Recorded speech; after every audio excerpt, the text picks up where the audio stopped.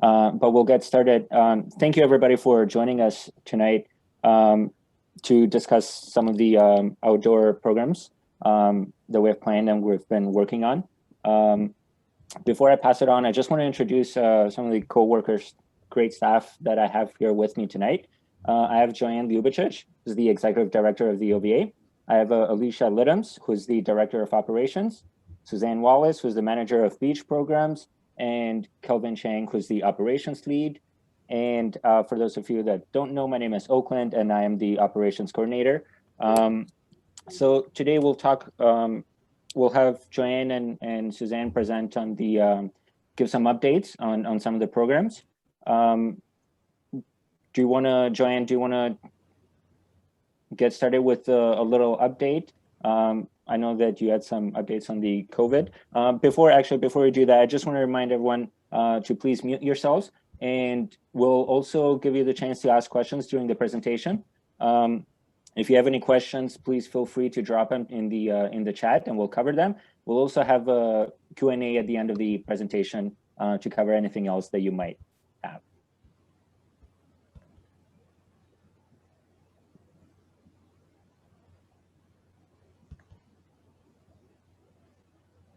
Thanks, Oakland. Okay, just have a quick agenda for everybody before I turn it over to Joanne, who will talk about our return to play protocols and what's been updated so far. And then we'll get into a season overview. We'll talk about beach specific protocols we need to adhere to. And then we'll get into the nitty gritty of beach tour. So we'll hit on that from points 4 to 9, and then we'll have a quick slide and information sharing session on our grass volleyball development. So Joe, I will turn it over to you. Thanks, Sis. So I have the not fun part as we're in our return to play and COVID restrictions, and then we'll let the team take it away with all the fun stuff about what we're trying to get going for the outdoor season this year. So just to give a little update of where the government is with return to play and how it affects volleyball. We now have 6 zones as there's now the additional white. So just a little recap on what the colors mean relating to volleyball. Green, yellow, and orange allows a breach of physical distancing when you're playing team sports. So those are the key zones. Obviously, we all want to get there, so volleyball can be played. And then we have red, that is only skill work and training because physical distancing must be maintained. And then we have gray into our lockdown. So when we get into gray, indoor is not allowed. You're not allowed to gather with anyone outside of your own household indoors. And then outdoor is the limit of 10 people. And then you move into white, where it's just that much more restrictive. That's your stay at home. Unfortunately, I'm in Toronto, so that's still us. And that is a matter of obviously staying at home, except for exercises related to only going to an outdoor recreational amenity that is permitted to be open. So it is very restrictive. And then Alicia keeps a tab on us for the daily health screenings as they continue to be updated, and they're changing quickly. Unfortunately, the variant is wreaking havoc on these. So that is something that is still it's a moving piece, obviously, this return to play. So we just wanted to give you a brief update of some of the things that are happening right now. But always our updates can be found on the website there. And also, we know the vaccine will have an impact on changing these, so we are keeping obviously up to date on what's happening there, and hopefully that will roll out and impact the province and allow more regions to open and move into some of the more favorable color zones as the vaccine rolls out through the province. So that covers off my return to play, and I'll pass you back to Suzanne for all the hard work they've put into on how they've worked to modify the outdoor season so we can get some action happening for the athletes. Thank you. Thanks for joining us tonight. Awesome, thanks, Joanne. So just to have a quick overview, just from last year going into the 2021 season. Obviously, we were able to run the 2020 Beach Friendlies model, and this year we'll just be building off the 2020 Friendlies model and hope that we can somewhat pivot or start running full day events, maybe at some point over the summer if government regulations begin to ease. It still will be somewhat of a modified beach tour, but athletes roll, they will earn points and rankings like we did not offer last year. We just on round robin play. Obviously with the plans of the modified Ontario Championships to fall in line with government regulations as well. So we obviously need to follow our return to play protocols and public health guidelines. And we will be working with previous satellite hosts to run OVA Beach Tour events as many locations across Ontario that we can. We're also looking to develop grass volleyball leagues and tournaments across the province, and we'll kind of touch on that at the end. And we will get into Beach Tour at this point. So obviously some of the protocols from our return to play that need to be followed, and you'll see this in our event format. So currently event gameplay sessions can be no longer than 180 minutes of on-court activity. The other protocol we need to watch for is mask usage, and currently it is mandatory that all OVA programs and events have everybody wearing a mask, including on-court play. So these 2 points are also under review with our board. So we will be updating on these 2 directives later on, probably just before the season starts. Each player and spectator, just like last year, has to complete their, sorry, not like last year. So last year, the player only had to complete their daily health screening and contact tracing. But this year, both the spectator, parent or guardian will have to complete the daily health screening as well. And each athlete will be limited to 1 spectator for any athlete that's under the age of 18. Sanitization of all equipment before each match wave. So like last year, we had 2 sets of balls going in and out of play. So that way after each match, ball would be sanitized. The scoreboards that were on the nets were sanitized, as well as any tables in the admin area. One thing to also keep in mind is that events can only take place in the green to orange zones, so that any participant who lives in red, lockdown, gray, or white, excuse me, sorry, all the new zones, they will not be able to participate at this time. But again, we'll keep updating as we get more information.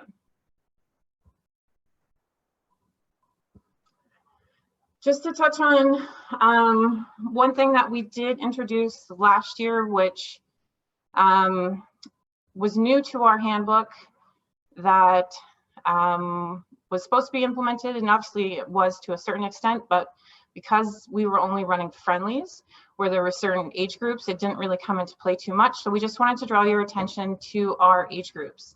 Obviously, according to LTAD, our long-term athlete development pathway, we encourage athletes to play at their skill level, not necessarily at their age class.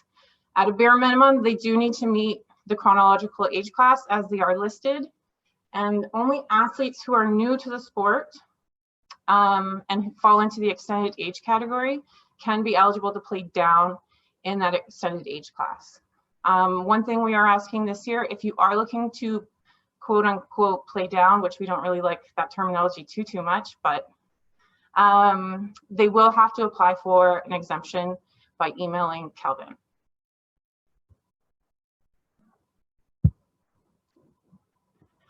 So event format, somewhat similar to last year in terms of the friendlies that we were able to offer. So it will be pool play with small playoff brackets. So you can see from the schedule on the right side, pools of 3, pools of 4, pools of 5, we really don't want to use unless we necessarily have to, like if we only have 5 teams registered in an age division. But you can see the breakdown of how we're looking to run the event. All teams are playing as much as possible. So if you're in a pool of 4, you're actually participating on 2 courts and you're playing 2 sets of 21. Obviously, if you're in a pool of 3, you'll have one team sitting off, the other 2 teams playing, and then rotating, but still the same amount of time. We'll be using multiple venues across the province. Like I said in a previous slide, all of our satellite hosts are pretty much coming on board for these events. And teams are very much encouraged to play in their area and not necessarily travel to multiple venues. So we really want teams to try and play in one event per weekend if possible. Because this year, and we'll show in the next slide, there is no difference in points based on venue. So there is no satellite points versus beach tour points this year. All players will have to have an OVA competitive membership. And one other thing that is a little bit different than in previous years is our weather policy. So pretty much if there is inclement weather, i.e. lightning, the event is canceled immediately. So we really don't want people hanging around the venue in hopes that the weather clears, so on and so forth. So based on how many matches you might have played, there is an option to change to a later event at no charge. But again, those definitive rules will be placed before registration gets put up. So everybody will have a clear indication of what that is.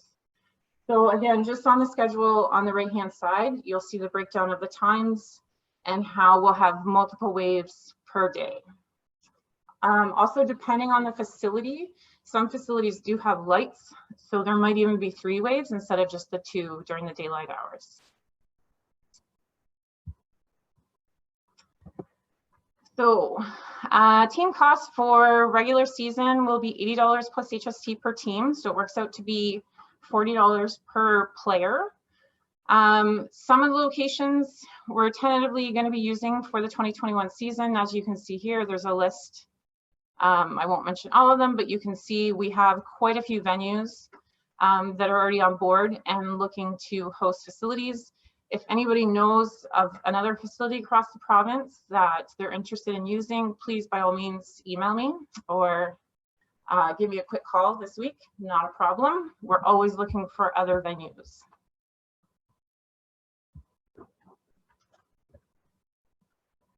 Points, rankings, and playoffs. So as I mentioned previously, all events will be awarded beach tour points. So there's no difference in satellite point structures this year compared to beach tour points. So this will really help alleviate the need for traveling outside of your region. Teams will obviously be ranked on 2019 beach tour points if they have them. If they don't, they will just come in with 0 points, just like they would if they came into an event for the first time.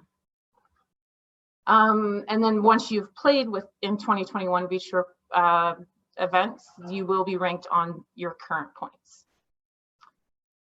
And points will also be associated to specific age divisions. So if you play in a 14U event, you'll acquire 14U points. And if you play in a 13U event, you'll acquire 13U points. So it will be separated. So obviously we'll have the small, we'll have round robin matches, and then they go into playoff brackets. And it'll be broken down into 4 teams maximum. And it's just based on the time constraints that we've listed in one of the first slides, where we have 180 minutes of playing time. So as you can see from a perfect 8-team bracket, we'll divide out into 2 tiers. First round will happen, again, that's the 45 minutes. The winners will play for first and second, and then the losers of the first round will play for third and fourth. In the second tier, you can see that the winners will play for 5th. The loser of that match will be 6th. And then the losers of the first round on tier 2, they'll be playing for 7th, 8th. So one thing that this will do, it'll actually give each team a specific rank after playoffs. So instead of before where a lot of teams were tied with points because they finished 3rd, 5th, 9th, whatever it might be, this way we'll actually get a clearer picture in terms of what points they'll be making. So as I said, playoff rounds are best 2 out of 3, and medals and prizing will be awarded for first and second in each draw.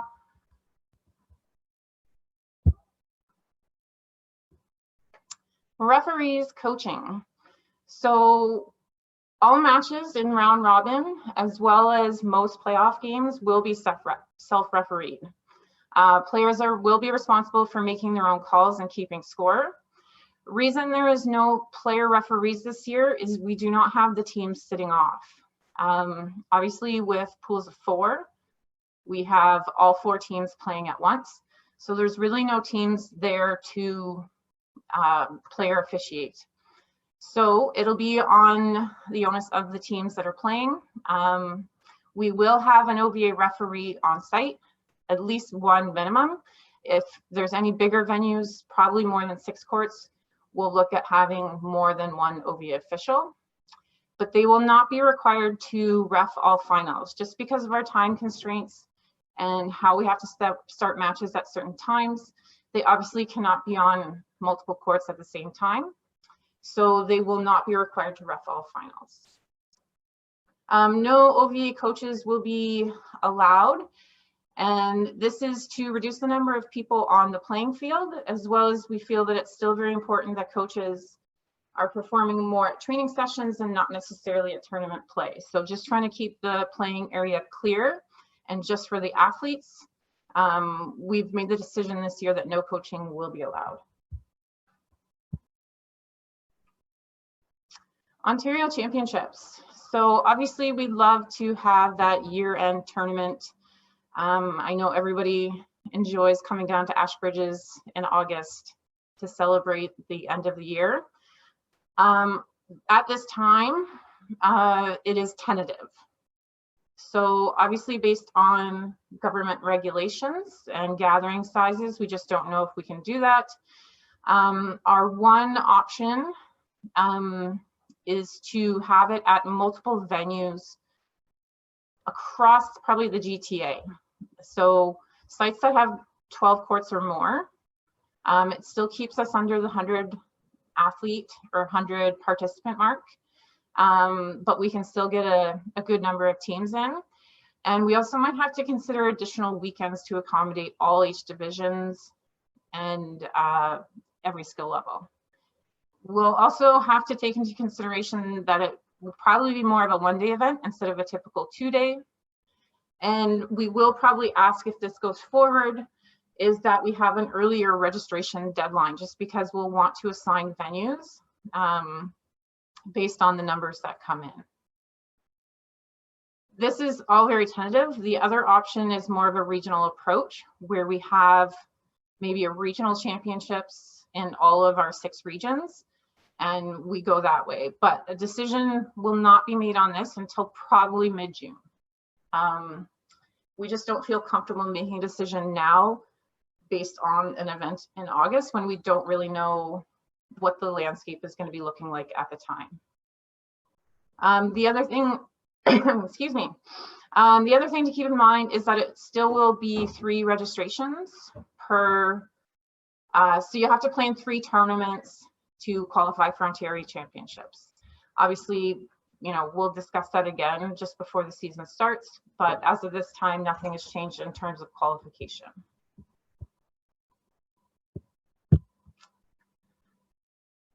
On to our grass volleyball opportunities. So obviously with limited gathering sizes, as well as the lack of indoor venues available, we're looking at other possibilities to offer athletes and clubs to run programming. So we are talking to some of the municipalities across the province to try and get some permits for green space, to set up some volleyball courts and run possibly leagues or tournaments. I mean, this type of style we feel would be ideal for athletes that are not quite comfortable playing beach in the 2s format. Grass, you have a lot of opportunities to play 4s, to play 6s, to play 3s, really whatever you want to do. So as we said, it will allow clubs to run programming and keep their athletes engaged in those summer months. So based on permits available at each location, it could be weekday or weekend leagues and or tournaments. So if, again, just like beach venues, if you are interested in hosting events in your town or city, please contact us, as we're always looking for more opportunities.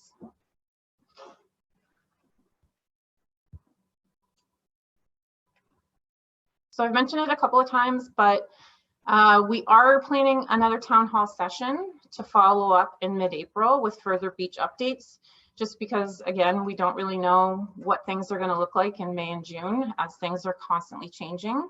So this is obviously our plan as of now. We are working on our calendar right now.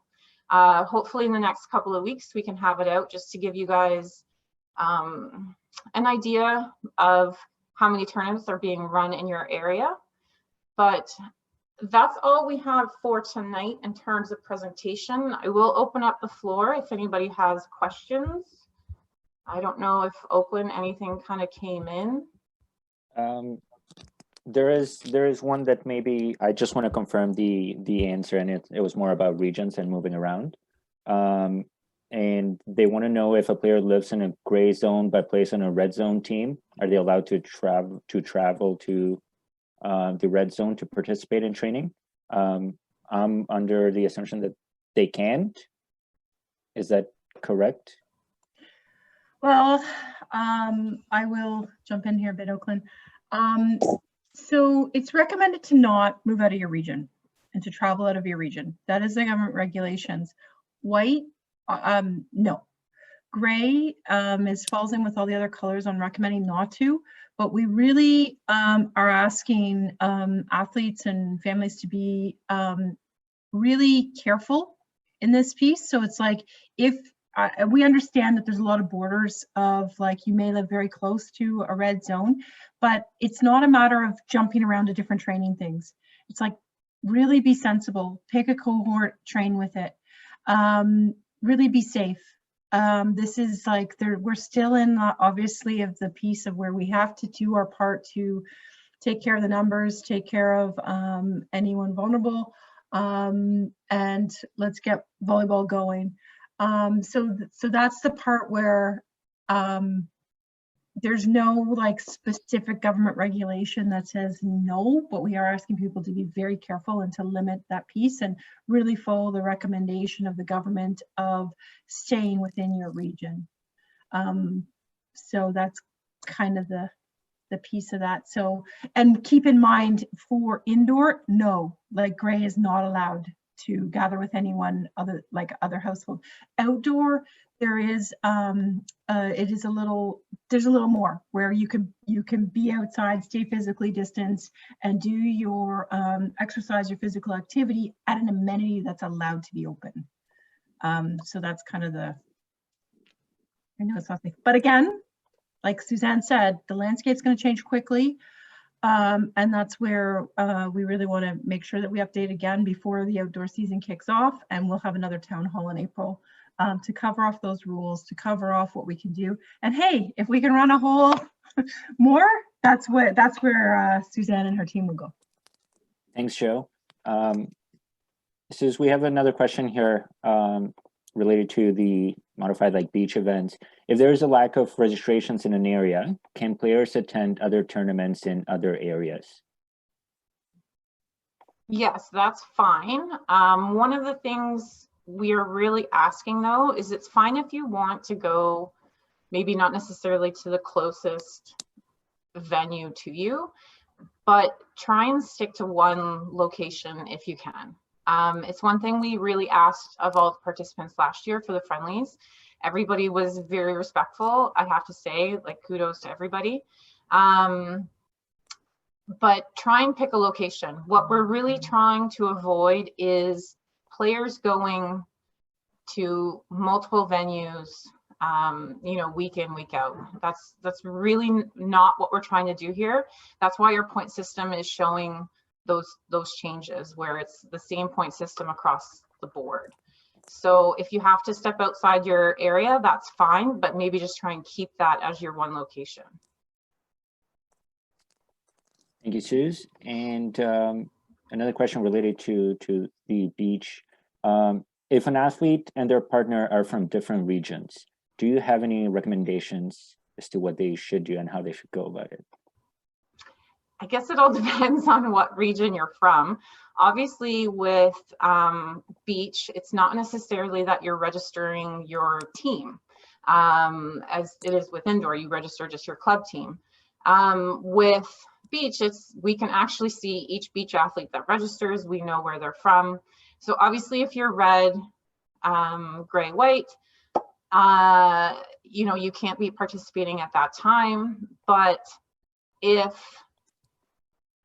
everybody is in a zone that they can play, then yes, that's fine.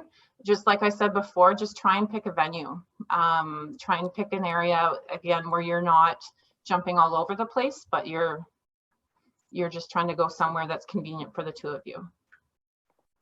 Okay. And another question, this one's related to the grass outdoor opportunities. Do you have any suggestions as to where someone can buy the portable volleyball net systems? So Canuck does sell them. Unfortunately, they are on back order. I think everybody last year and their brother tried to get a portable system.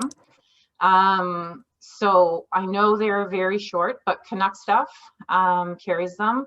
And if you let them know you're an OVA member, I believe you get somewhat of a discount. Okay, thanks, Suze. There's nothing else at the moment in the group, in the chat right now. Can athletes play up in age division? Oh, I was just about to message that. So snuck by you. Absolutely. We encourage athletes to play up. Definitely play to your skill level. Do not necessarily play to your age division. Play to your skill level. So if things are going well in 14U, move up to 15U. Give the players a challenge. Absolutely. Just find the skill level that works best for you.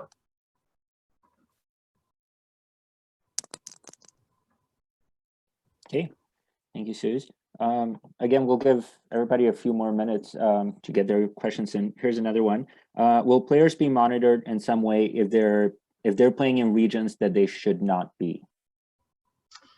So we will be monitoring registrations that come in, especially for any athletes that are in a red, gray, or white zone. Not so much maybe, you know, yellow to orange, orange to yellow. I don't know to what extent we'll be watching that, but we'll definitely be watching if there's any regions that are still in red, gray, or white. I hope that answered your question.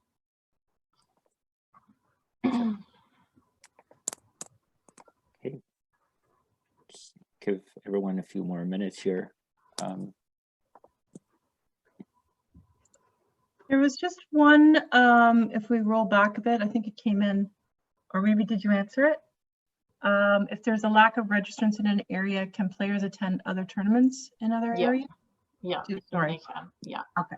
Yep, we covered that one already. There's there's another question that came in. Do athletes need to have a wait period between events, or could they play every weekend if there was an event in their region?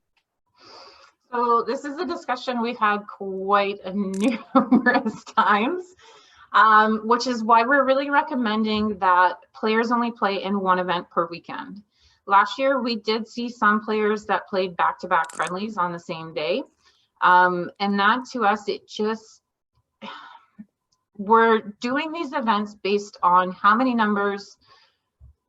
people we keep in your pool, as well as you're in contact with.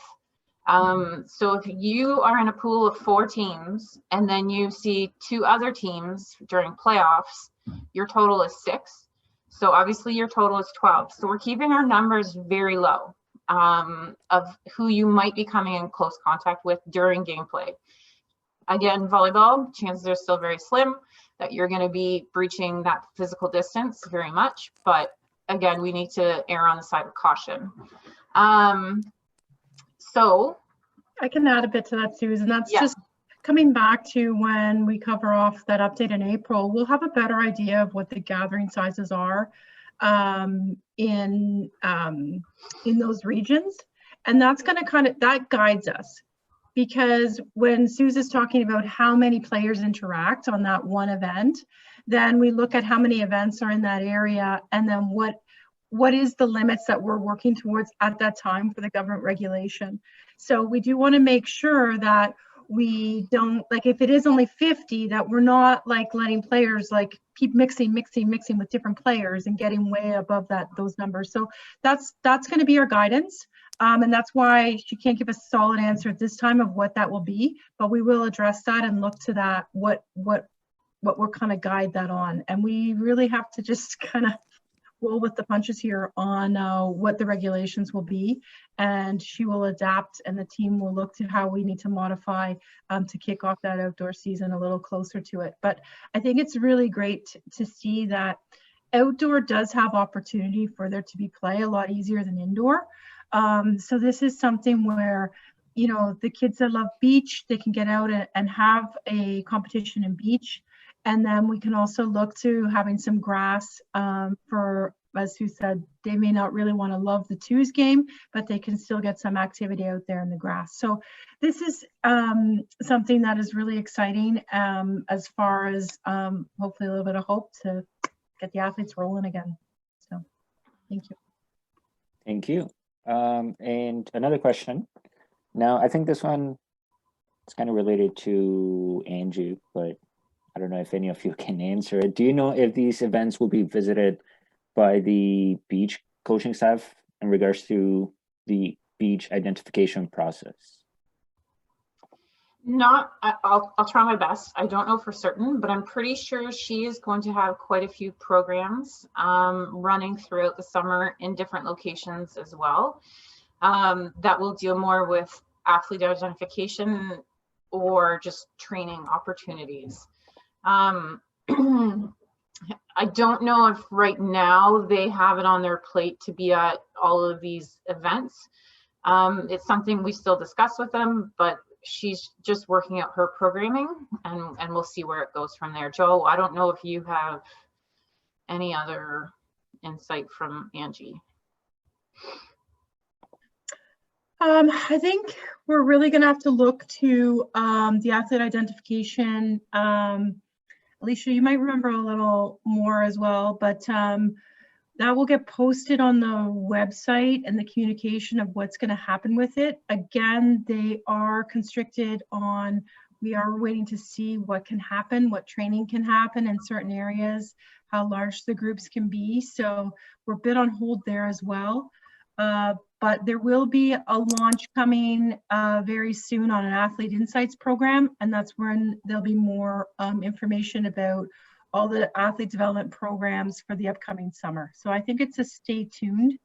That is our piece to look at right now. But yeah, not exactly like going to those events. Look into the Athlete Insight program and the development programs that are going to get launched for the summer. The Athlete ID will be part of that process. Okay, we have one more question that talks about the extended age class.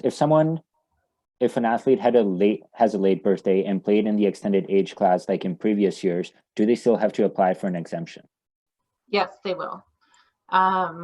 So anybody who is in that extended age class will need to get exemption.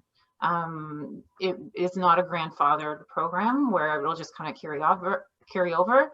No, we will be requiring some rationale and just some the objective of why the person is playing in that extended age class. Okay, and Sheriff, do you know when the Insights program will show up in the MRS? Do you have any information on that, or I'm not sure if no, I don't think we're quite at the stage yet where we want to start posting registrations in MRS, just because of the state of the province and how like 82% of our members are still in red, gray, white zones. I don't think it'll be coming out right now, but it might change in the coming weeks. So it's kind of unknown at this point. Okay, and one more question here regarding divisions. Will there be divisions in tournaments so premier players are not playing Trillium players? And we covered that in the presentation a little bit in regards to the points, but maybe just clarify Yeah, obviously, when it comes to venues, we'll obviously know how many divisions we can host. If it's a smaller venue that maybe only has 4 courts, we know we're not going to get multiple divisions, taking place at that venue. So it's hard to say that if we have a premier team and a Trillium team that they might not be put in the same pool. But obviously the bigger venues that have 10, 12, 14 courts, you'll probably see more of a distinction at those venues. Okay, and question related to grass. Will grass be strictly doubles or will it be threes as well for beginners? So no, our thought was not even to offer 2s for grass. Grass was going to be more of a 3s, 4s, 6s. There's really a lot of play. You can do pretty much anything that works for you. If you feel that 2s is probably the best for your group, then absolutely. But our thought was more in the 4s or 6s to kind of get that introduction to outdoor play to those indoor athletes that maybe typically don't move over to the beach. So it wouldn't be a full-on 2s transition. Okay. Again, just want to give everyone a couple minutes to ask their questions, or if I missed a question, I apologize. If you please could retype it. I just want to remind everyone that the recording of this town hall will be available on YouTube, and the PowerPoints will be available on the OVA website as well. So you can check those out in the next coming days if anyone missed the beginning. Again, if you have any questions, please drop them in the chat. If not too, if you think of anything in the next couple of days, absolutely send me an email, swallace@ontariovolleyball.org. We're always looking for venues. We're always looking for grass space, if you know of grass space for the grass leagues. But feel free to reach out, especially if you even have questions about manual rules, beach tour specific modifications. Yeah, and I was just going to add to that too with the grass league, Sue, is that you guys are currently working on just like, not a handbook, but information on the grass leagues programs, like the ins and outs and do's and don'ts and everything from equipment to safety protocols and all that stuff, just to share with membership to get, more interest and education out about the programming. So same thing, stay tuned, and there'll be more of those updates in April when we're back on for the outdoor program updates. And just to follow up on that too, we will be sending out information to club presidents. But if it is something you think your club, if you are involved in an indoor club, is interested in, definitely have them reach out to me as well. But they should be hearing from me this week. Okay, well, if there are no more questions, I want to thank everybody for coming on tonight. We really appreciate you taking your time. And again, we're going to have another town hall related to outdoors, hopefully April-ish. So stay tuned for that.